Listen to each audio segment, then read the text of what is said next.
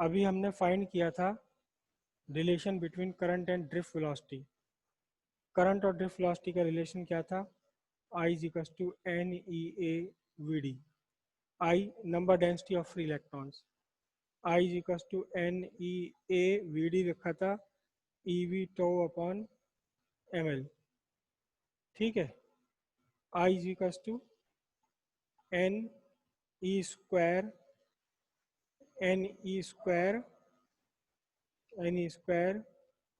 A tau V by M और L।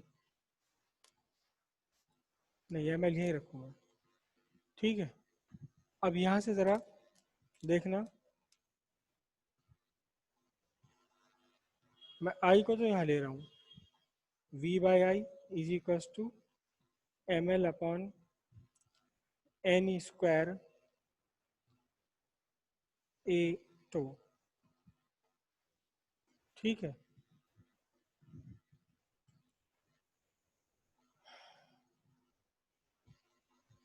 Bye Ohm's law. Ohm's law क्या है? V by I is equals to R। तो अब यहाँ से R कितना हुआ?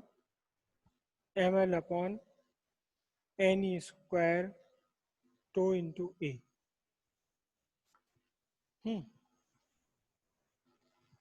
R is equals to M upon N square tau L by A, L by A for given conductor at given temperature। Given conductor के लिए given temperature पर। तो जब गिवन कंडक्टर है तो L कांस्टेंट, A कांस्टेंट, तो इसका मतलब क्या हुआ? M upon N square tau is constant. तो यहाँ इस कांस्टेंट का एक नाम है, इसका नाम है रेजिस्टिविटी, और रिप्रेजेंट करते हैं इसे रो से। रो, RHO, रो से इसे रिप्रेजेंट करते हैं।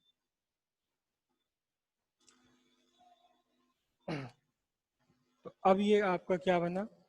यहाँ से फॉर्मूला आपका बनता है R इज इक्वल टू रो, इस पूरे को हटाकर मैंने लगाया रो, L अपॉन A, ओम। ठीक है, ओम भी लिखते हैं या वोल्ट पर एम्पियर, दोनों इसके यूनिट है।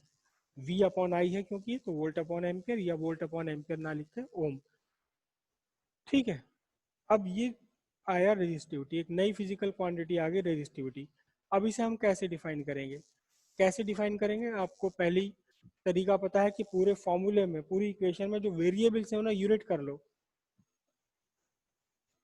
L इज इक्वल्स टू 1 metre and A equals 1 square metre. A 1 square metre है, L 1 मीटर है। तो फिर अब आपके पास क्या बनेगा? ये भी 1 रखा, ये भी 1 रखा, R इक्वल्स रो। अब यहाँ से आप रो डिफाइन कर सकते हैं। रेजिस्टिविटी, देखिए ध्यान से रखिएगा कि रेजिस्टिविटी, ये जो रेजिस्टिविटी हम वर्ड बोलेंगे, रेजिस्टिविटी ये आपके प्रॉपर्टी है। किसकी प्रॉपर्टी है? इट इज प्रॉपर्टी ऑफ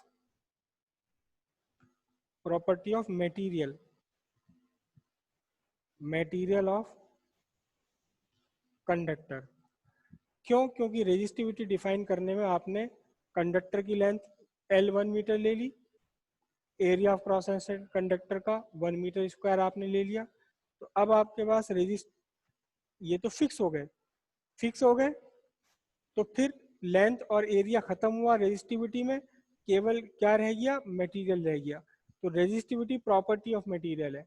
अब यहाँ से हम डिफाइन करेंगे resistivity of a material is equals to the resistance, R, rho is equals to R आता है। Resistivity of material is equals to the resistance of conductor of length 1 meter and area of cross section 1 square meter. Resistivity of conductor is equals to the resistivity of material is equals to the resistance of conductor of 1 metre length and 1 square metre cross section. क्या हुआ इसका meaning समझो। आपने एक conductor ले लिया, suppose आपको copper की रेजिस्टिविटी फाइंड करनी है। तो कॉपर की रेजिस्टिविटी फाइंड करने के लिए आपको कॉपर का एक कंडक्टर, कॉपर का एक तार लेना पड़ेगा, एक वायर लेना पड़ेगा कॉपर का। ये वायर तो नहीं होगा, ये पूरा सिलेंडर होगा। एक ऐसा सिलेंडर, एक ऐसा वायर जिसका cross sectional area A 1 square metre है। बहुत मोटा तार हो गया है, बहुत मोटा सिलेंडर। और लेंथ कितनी, 1 मीटर। ठीक है। अब इसके दोनों सिरों के बीच रेजिस्टेंस फाइंड कर लो। जो भी इसका रेजिस्टेंस आया इस पूरे के पूरे कंडक्टर का, इस पूरे कॉपर का, कौन सा, एक ऐसा, ये कॉपर है, कॉपर का आपने एक वायर, एक कंडक्टर, एक सिलेंडर लिया जिसका जिसका cross sectional area 1 square metre है, लेंथ 1 मीटर है। तो अब जो भी रेजिस्टेंस है ये ऑफर कर रहा है, बस ये रेजिस्टेंस ही रेजिस्टिविटी कहलाई जाएगी, किसकी, कॉपर की। रेजिस्टिविटी इसकी नहीं कहलाई जाएगी जो ये कंडक्टर आपने बनाया हुआ है, रेजिस्टिविटी कहलाई जाएगी उस मटेरियल की जिस मटेरियल का आपने ये कंडक्टर पूरा बनाया हुआ है।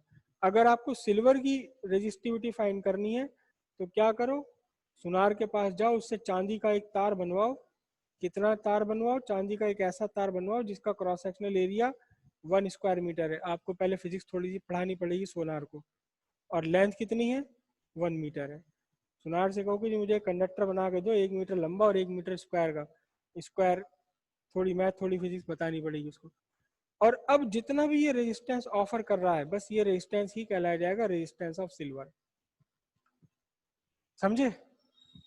Conductivity of a material is equals to the resistance offered by the conductor having length 1 meter and area of cross section 1 square meter। 1 metre लंबा, 1 square metre cross sectional area का conductor जितना भी resistance offer करेगा वही resistance उसकी resistivity है। समझ आ गई बात, इतनी है।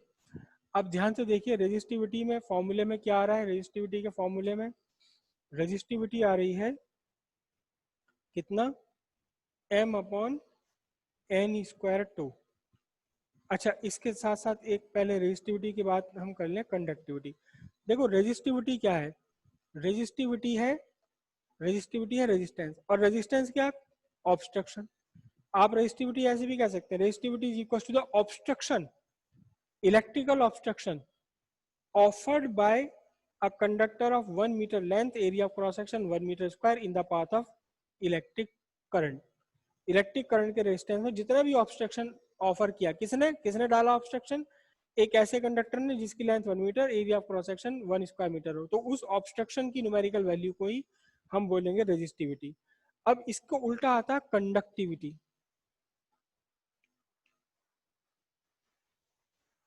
देखो रेजिस्टिविटी,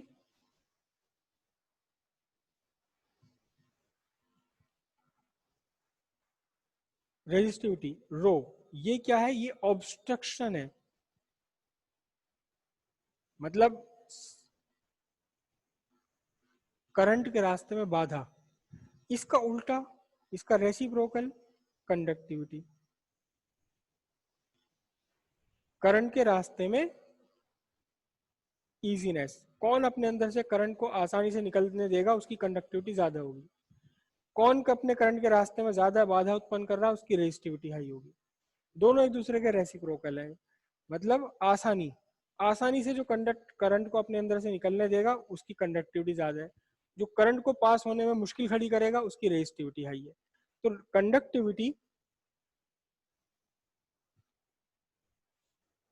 कंडक्टिविटी जिसे हम रिप्रेजेंट करते हैं सिग्मा से, ये रेसिप्रोकल है किसकी, रेजिस्टिविटी की। बिल्कुल दोनों एक दूसरे को उल्टी बात है। तो सिग्मा इज इक्वल टू 1/रो। और रो कितना निकाल लिया पहले ही आपने, रो आपने निकाल लिया m/n e² टाउ। तो कंडक्टिविटी कितना हो जाएगा, कंडक्टिविटी हो जाएगा n e² tau bye m। समझ रहे बात। ये जो कंडक्टिव रेजिस्टिविटी है इसकी यूनिट कितनी आएगी, देखो ध्यान से।